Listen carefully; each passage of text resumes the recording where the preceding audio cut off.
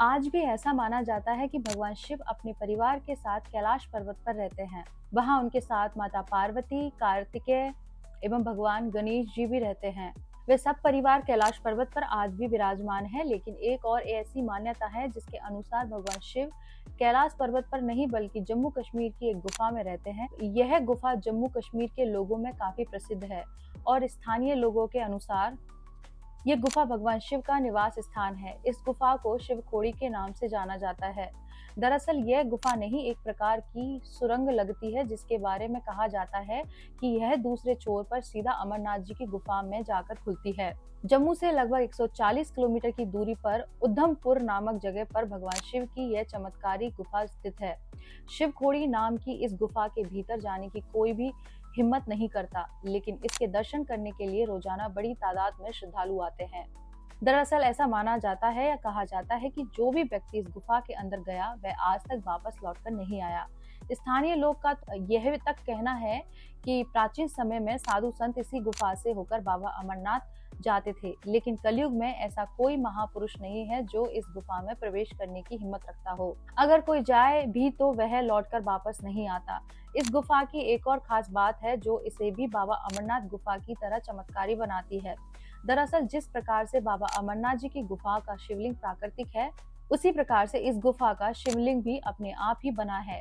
इसे किसी ने बनाया नहीं है, किंतु अंतर इतना है कि यह शिवलिंग बर्फ से नहीं बना है। यह शिवलिंग चट्टान द्वारा लिए गए आकार की वजह से बना है, जिसे स्वयं भगवान शिव का आशीर्वाद मानकर लोग इसकी पूजा अर्चना करते हैं। चलिए अब आपको शिव खोड़ी गुफा के अन्य रोचक बातों से अवगत करवाते हैं।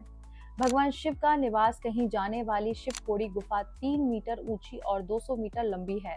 यह गुफा 1 मीटर चौड़ी और 2 से 3 मीटर ऊंची भी है। इसके अलावा इस गुफा में कई प्राकृतिक चीजें हैं, जैसे नंदी जी की मूर्ति, पार्वती जी की मूर्ति। सबसे हैरत की बात है कि इस गुफा की छत पर सांप की आकृति भी बनी हुई है, जो अपने आप ही यहाँ बनी है। इस पवित्र गुफा से जुड़ी एक पौराणिक कथा भी यहाँ के स्थानीय लोग के बीच काफी प्रचलित है, जिसके अनुसार इस गुफा को स्वयं भगवान शंकर ने बनाया था। कथा के अनुसार भस्मासुर ने तप कर भगवान शिव को प्रसन्न किया था।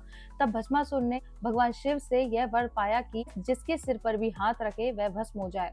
शिव जी ने उसकी भक्ति से प्रसन्न होकर उसे वरदान तो दे दिया, लेकिन भस्मासुर भगवान शिव पर ही हाथ रखकर उन्हें भस्म करना चाहता था। इस दौरान भगवान शंकर और भस्मासुर के भीषण युद्ध हुआ। युद्ध के बाद भी भस्मासुर ने हार नहीं मानी। तब भगवान शंकर वहां से निकलकर ऊंची पहाड़ी पर पहुंचे और एक गुफा बनाकर उसमें छिपे। माना जाता है कि शिव खोड़ी की यह गुफा वही गुफा जहां आकर भगवान शिव छिपे थे। उनके छिप जाने के बाद भगवान विष्णु वहां सुंदर स्त्री का रूप लेकर, जिसे देख भस्मासुर मोहित हो गया।